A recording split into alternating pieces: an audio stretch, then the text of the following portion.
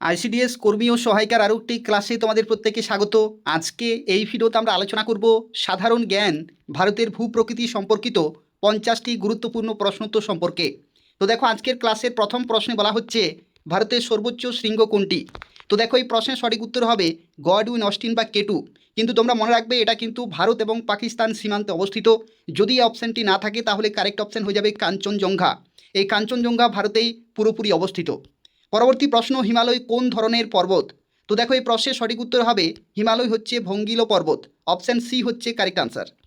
পরবর্তী প্রশ্ন, হিমাদ্রি হিমালয়ের গড় উচ্চতা কত। তো দেখো, হিমাদ্রি হিমালয় কাকে বলে সেটা একটু বুঝতে হবে। দেখো, যে মূল বা উচ্চ হিমালয় সেটাকেই বলা হয় হিমাদ্রি হিমালয়, যার গড় উচ্চতা হচ্ছে 6000 মিটার, 6000 মিটারের বেশি। এরপর দেখো, নাথুলা গিরিপথটি ভারতের কোন রাজ্যে অবস্থিত। তো নাথুলা গিরিপথটি হচ্ছে সিকিম রাজ্যে অবস্থিত। এবং তোমরা আশা করি প্রত্যেকেই জানো যে নাথুলা গিরিপথ কিন্তু সিকিমকে তিব্বতের চুম্বি উপত্যকার সাথে যুক্ত করেছে।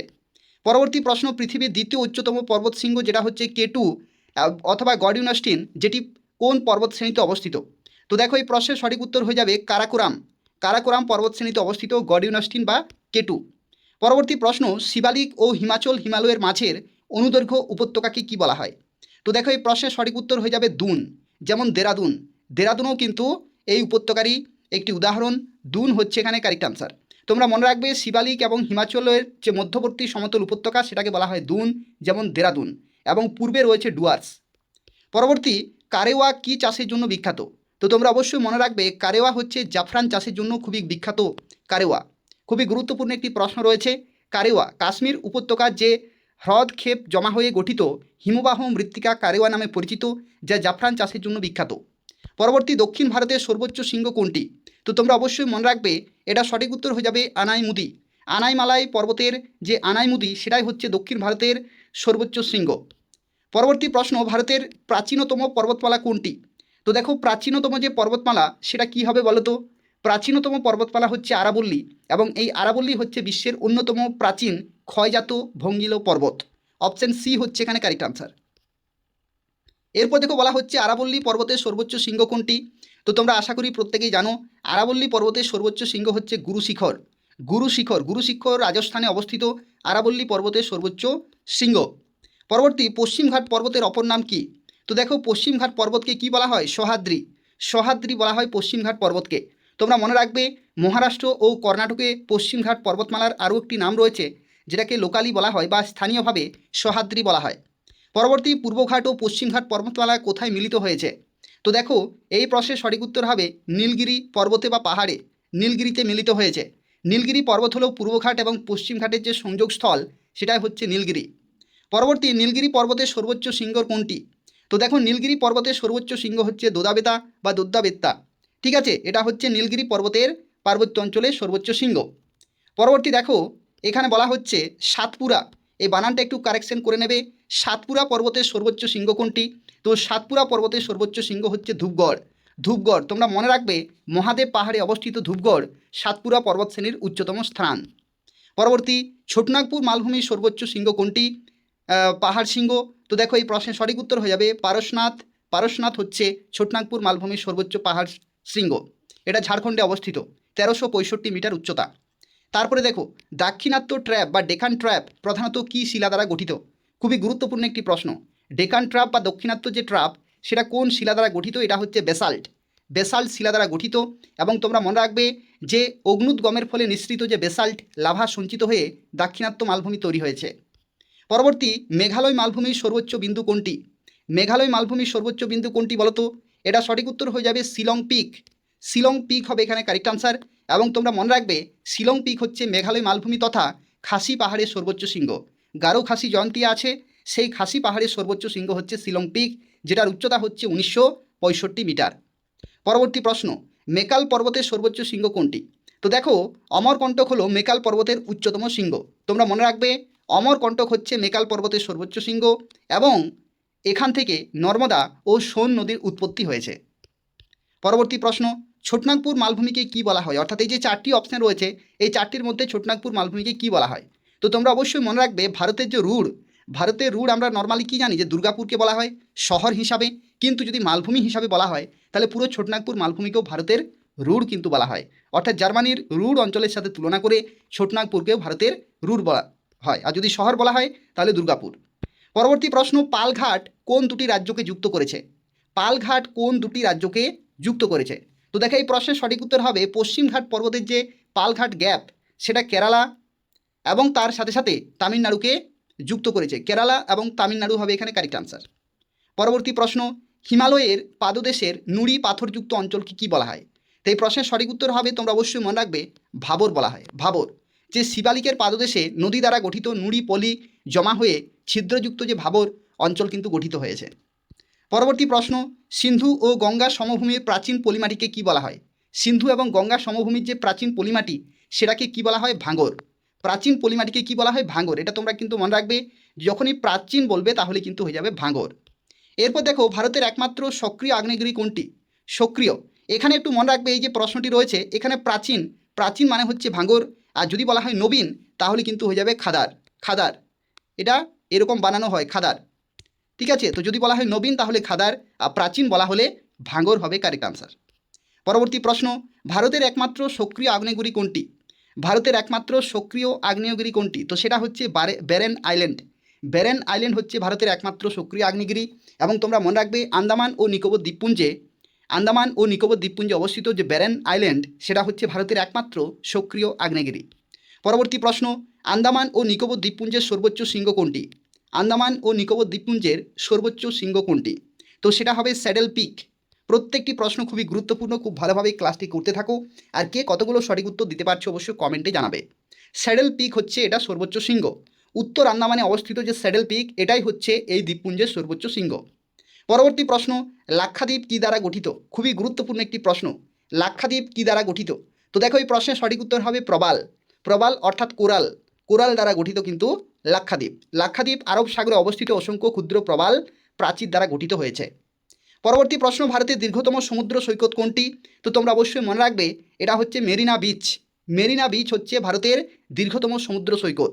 তামিলনাড়ুর চেন্নাই অবস্থিত মেরিনা বিচ ভারতের দীর্ঘতম প্রাকৃতিক নগর সৈকত।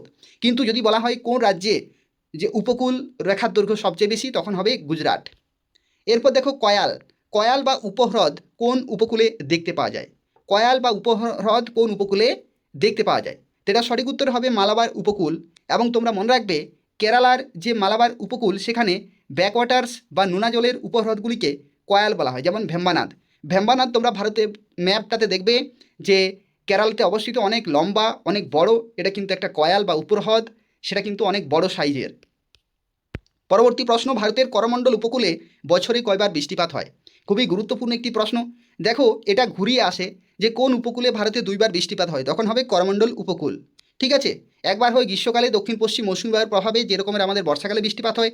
আরেকটা হচ্ছে শীতকালে উত্তর পূর্ব প্রত্যাবর্তনকারী মৌসুমী বায়ুর ফলে তামিলনাড়ুর করমণ্ডল উপকূলে দুইবার বৃষ্টিপাত হয়। পরবর্তী প্রশ্ন, ভারতের বৃহত্তম সংক্রান্ত কয়াল বা হ্রদ ভেম্বানাদ কোন রাজ্যে অবস্থিত? এই যে ভেম্বানাদ কিছুক্ষণ আগে বললাম, এই ভেম্বানাদ কোন রাজ্যে অবস্থিত? তো তোমরা অবশ্যই মনে রাখবে, এটা হচ্ছে কেরালাতে অবস্থিত। কেরালাতে ভারতের বৃহত্তম কয়াল বা হ্রদ ভেম্বানাদ কেরালাতে অবস্থিত, ঠিক আছে? ভারতের দীর্ঘতম হ্রদ এবং বৃহত্তম। পরবর্তী প্রশ্ন, 10 ডিগ্রি চ্যানেল কোন দুটি অংশকে পৃথক করেছে? 10 ডিগ্রি চ্যানেল কোন দুটি অংশকে পৃথক করেছে? তো দেখো এই প্রশ্নের সঠিক উত্তর হবে আন্দামান ও নিকোবর দ্বীপপুঞ্জকে পৃথক করেছে 10 ডিগ্রি চ্যানেল। পরবর্তী প্রশ্ন, ভারতের নীলগিরি অঞ্চল এর কাইকারা জলপ্রপাত কোন নদীতে অবস্থিত? ভারতের নীলগিরি অঞ্চল এর কাইকারা জলপ্রপাত কোন নদীতে অবস্থিত? তো কাইকারা হচ্ছে, তোমরা মনে রাখবে, পাইকারা, ঠিক আছে? এটা সঠিক উত্তর কী হবে? পাইকারা হবে এখানে কারেক্ট আনসার। তোমরা মনে রাখবে, তামিলনাড়ুর যে নীলগিরি পার্বত্য অঞ্চল সেখানে পাইকারা নদীতে এই সুন্দর জলপ্রপাতটি কিন্তু অবস্থিত। পরবর্তী প্রশ্ন, ভারতের উচ্চতম জলপ্রপাত কুঞ্চিকাল কোন রাজ্যে অবস্থিত? ভারতের উচ্চতম জলপ্রপাত কুঞ্চিকাল কোন রাজ্যে অবস্থিত? তো তোমরা অবশ্যই মনে রাখবে, কর্ণাটকের যে শিমোগা, সেই শিমোগা জেলায় বরাহি নদীর উপর কুঞ্চিকাল জলপ্রপাত অবস্থিত। এটার উচ্চতা হচ্ছে 455 মিটার, ঠিক আছে? তাহলে কারেক্ট আনসার কী হবে? কর্ণাটক হবে এখানে কারেক্ট আনসার। এরপর দেখো, নর্মদা নদী কোন দুটি পর্বতের মাঝখান দিয়ে প্রবাহিত হয়েছে? নর্মদা নদী কোন দুটি পর্বতের মাঝখান দিয়ে প্রবাহিত হয়েছে? তো এই প্রশ্নের সঠিক উত্তর হবে বিন্ধ্য এবং সাতপুরা। এই বানানটা একটু কারেকশন করে নেবে, সাতপুরা হবে এখানে কারেক্ট আনসার। বিন্ধ্য ও সাতপুরা হবে, এই দুটি পর্বতের মাঝখান দিয়ে নর্মদা নদী প্রবাহিত হয়েছে। এরপর দেখো আরও একটি গুরুত্বপূর্ণ প্রশ্ন, লোকটাক হ্রদ ভারতের কোন রাজ্যে অবস্থিত? লোকটাক হ্রদ তোমরা অবশ্যই জানো যে মণিপুরে অবস্থিত লোকটাক উত্তর পূর্ব ভারতের বৃহত্তম স্বাদু জলের হ্রদ এবং এখানে ভাসমান জাতীয় উদ্যান যেটা হচ্ছে কিবুল লামজাও অবস্থিত। ভারতের একমাত্র ভাসমান যে জাতীয় উদ্যান কিবুল লামজাও এটা কিন্তু এখানে অবস্থিত এবং এটা হচ্ছে মণিপুর রাজ্যে হচ্ছে লোকটাক হ্রদ।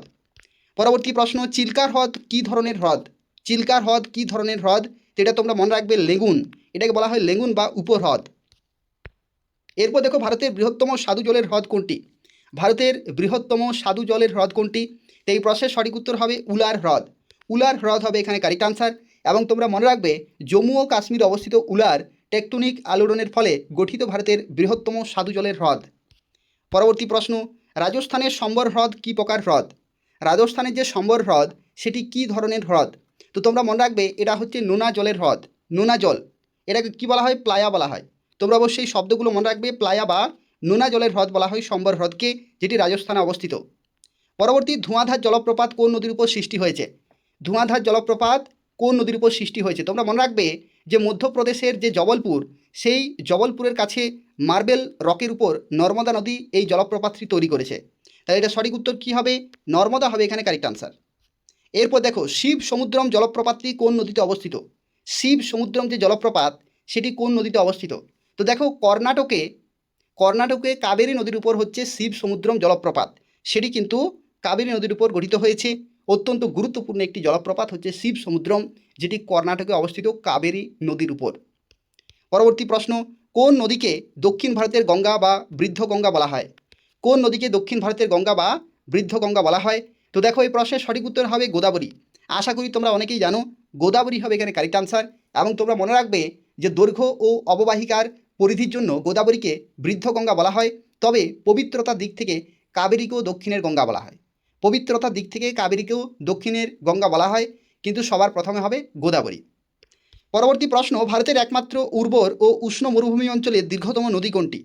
ভারতের একমাত্র উর্বর ও উষ্ণ মরুভূমি অঞ্চলের দীর্ঘতম নদী কোনটি? কি হবে কারেক্ট আনসার? তোমরা মনে রাখবে লুনি হবে এখানে কারেক্ট আনসার, লুনি হবে এখানে কারেক্ট আনসার। এবং তোমরা মনে রাখবে যে লুনি হচ্ছে থর মরুভূমির প্রধান ও ভারতের গুরুত্বপূর্ণ অন্তর্বাহিনী নদী, যা কচ্ছের রণে পতিত হয়েছে। কোথায় পতিত হয়েছে? কচ্ছের রণে। এবং এটা হচ্ছে অন্তর্বাহিনী নদী ভারতের। পরবর্তী প্রশ্ন, জজিলা গিরিপথ কোন দুটি স্থানকে যুক্ত করেছে? জজিলা গিরিপথ কোন দুটি স্থানকে যুক্ত করেছে? কি হবে কারেক্ট আনসার? তোমরা মনে রাখবে যে জাস্কার পর্বত, সেই জাস্কার পর্বতে অবস্থিত জজিলা পাস শ্রীনগরের সাথে লাদাখের যে লে শহরকে যুক্ত করেছে। শ্রীনগরের সাথে লে শহর, লে হচ্ছে কিন্তু একটা শহর।